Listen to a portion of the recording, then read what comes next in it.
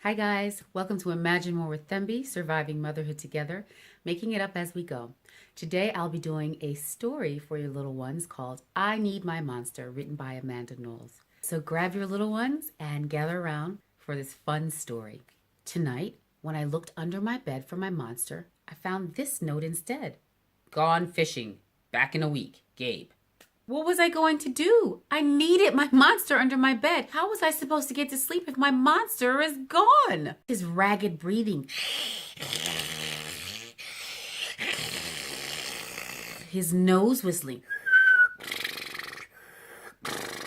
The scrabbling of his uncut claws.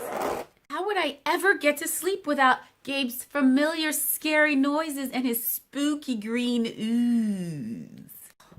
It was no use. Gabe would be gone for a whole week, and I just had to have a monster. I climbed quietly out of my bed so my parents wouldn't hear me. Grown-ups have some strange ideas about monsters under beds. I knocked on the floorboard, then scrambled back under my covers. I waited nervously. When I heard the creaking under my bed, I knew that my substitute monster had arrived. Good evening, said a low, breathy voice. My name is Herbert, and I will be your monster for the evening. Herbert?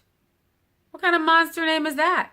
You don't sound scary at all. Have you ever even scared a kid before? No, but I've read all the best books on the topic. Do you have long teeth and scratchy claws, I asked? No, but I have an overbite, and I'm a mouth breather. Listen. Herbert's panting was kind of scary, but it wasn't enough for me. Listen, Herbert, I'm sorry. I just don't think this is going to work. It's nothing personal, but I really need a monster with claws. Picky, Herbert complained. As you wish. I'll go.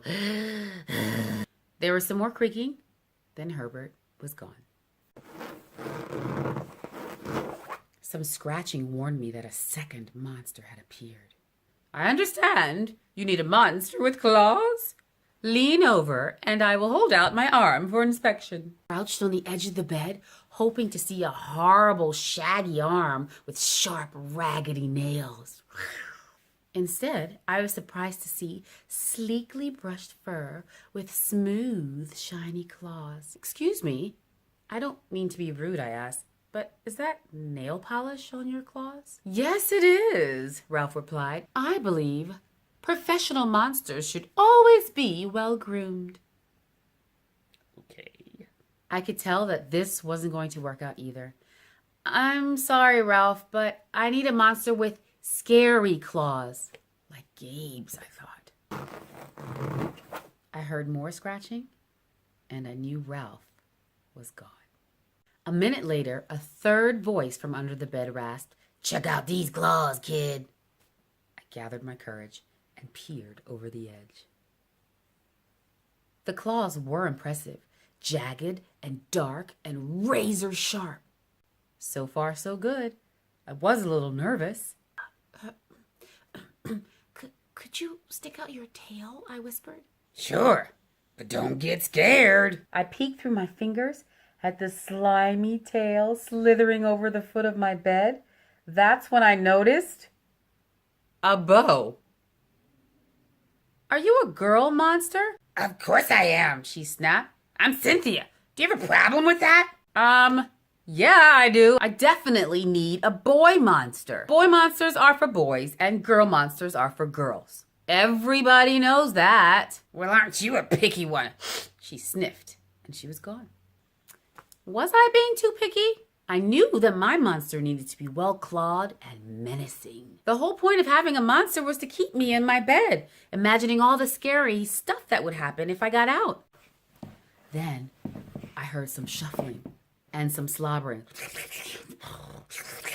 A fourth monster was under my bed. One look at his claws proved that Mac was a big, scruffy boy monster. I shivered.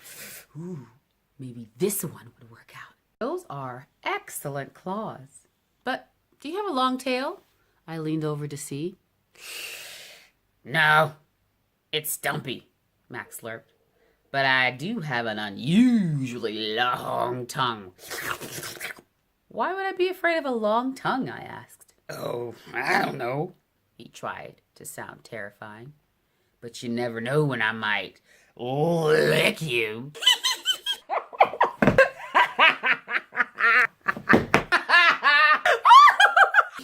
I fell back laughing on my bed. Well, if you're not even gonna try to work with me, Mac whined. I held back my giggles. I really don't think you should send me away, he warned. Kids who reject 5 monsters in one night. I did not reject 5 monsters tonight, I interrupted. My regular monster went fishing. Fishing, eh? Maybe he just left because you're so picky. Fine. I'm out of here, but I wouldn't expect another monster tonight if I were you.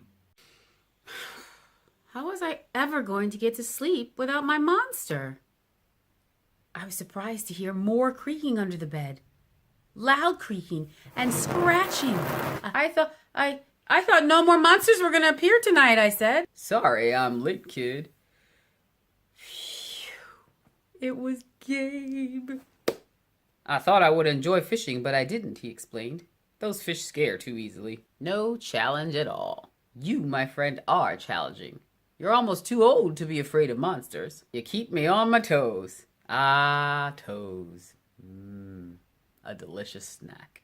The bed quivered as Gabe's stomach rumbled with hunger. Now, if you don't mind, I'd like to start the evening with an ominous puddle of drool. I peeked over the edge of my bed. Green ooze spread soundlessly from underneath.